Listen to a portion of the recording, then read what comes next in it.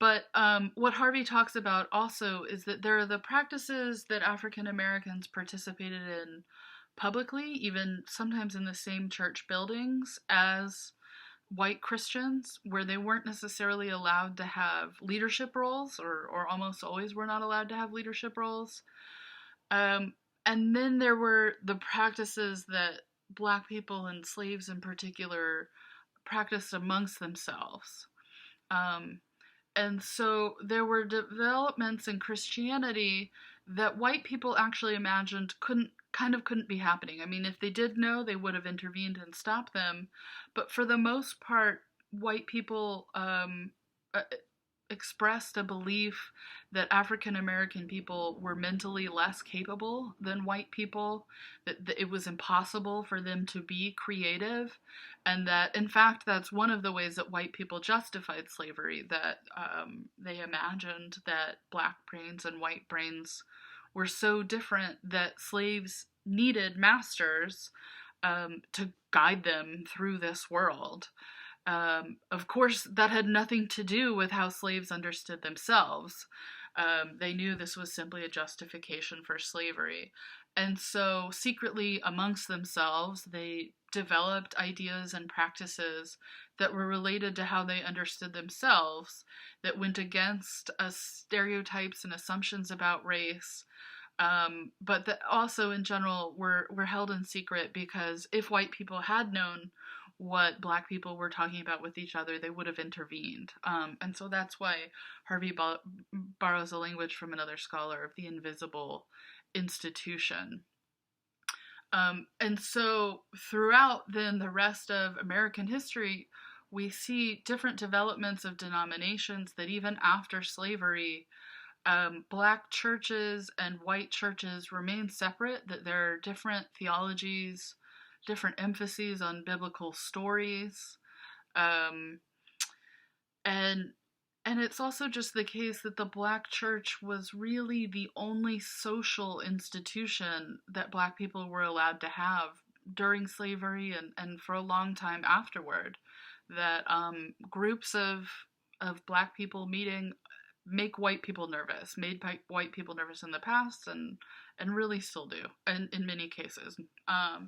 And so these the very different practices, especially the different music that develops, that these really go in different directions. And so this is part of why there are not only different denominations, but that they tend to be related to race, and then sometimes ethnicity, which might be attached in part to language, that if there are separate Hispanic or even specific Puerto Rican churches, for example, that this is in part due to language, but it's not only that. It also has to do with these much deeper rooted differences in ideas about the importance of black bodies, whether they should be saved in this world or the next.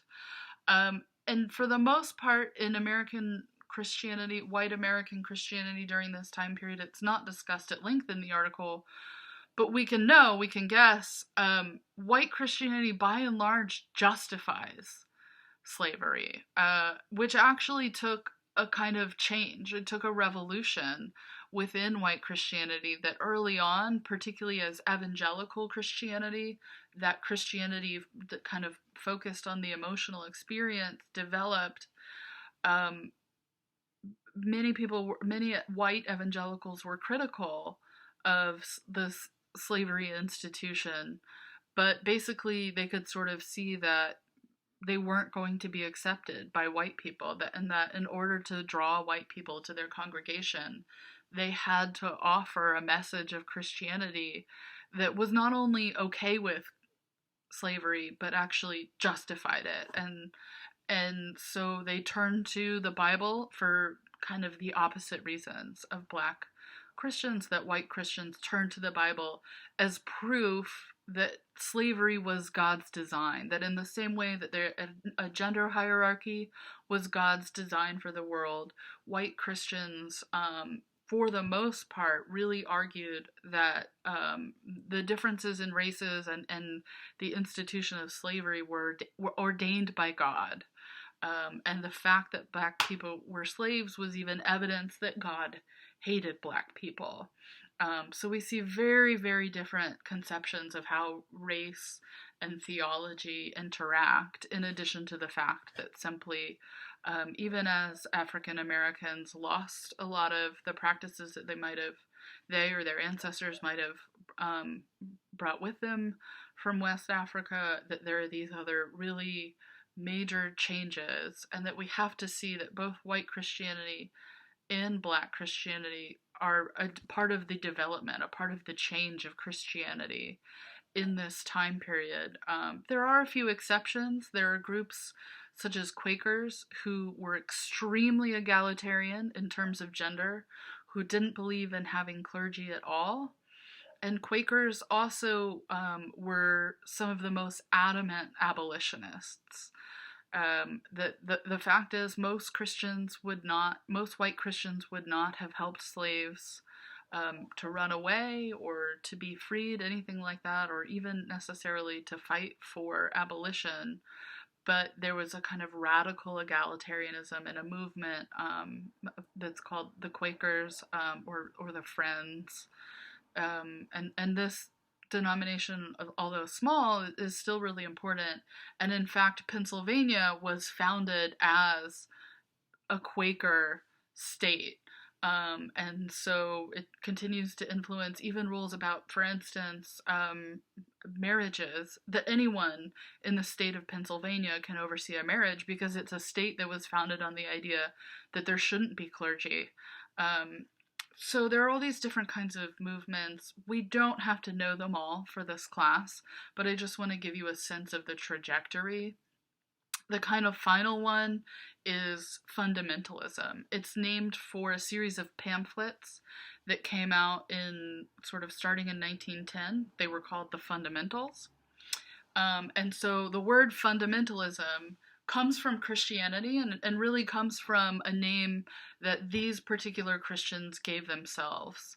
The term evangelical can be really broad and hard to pin down, usually is related to that some idea about the emotional experience, and the idea that one can know in this lifetime whether one will be saved and go to heaven in the next lifetime. But fundamentalists taught very specific ideas about the literal meaning of the Bible, and a lot of other issues. And basically it was a pushback against a lot of Christians who thought really that science and Christianity could go together.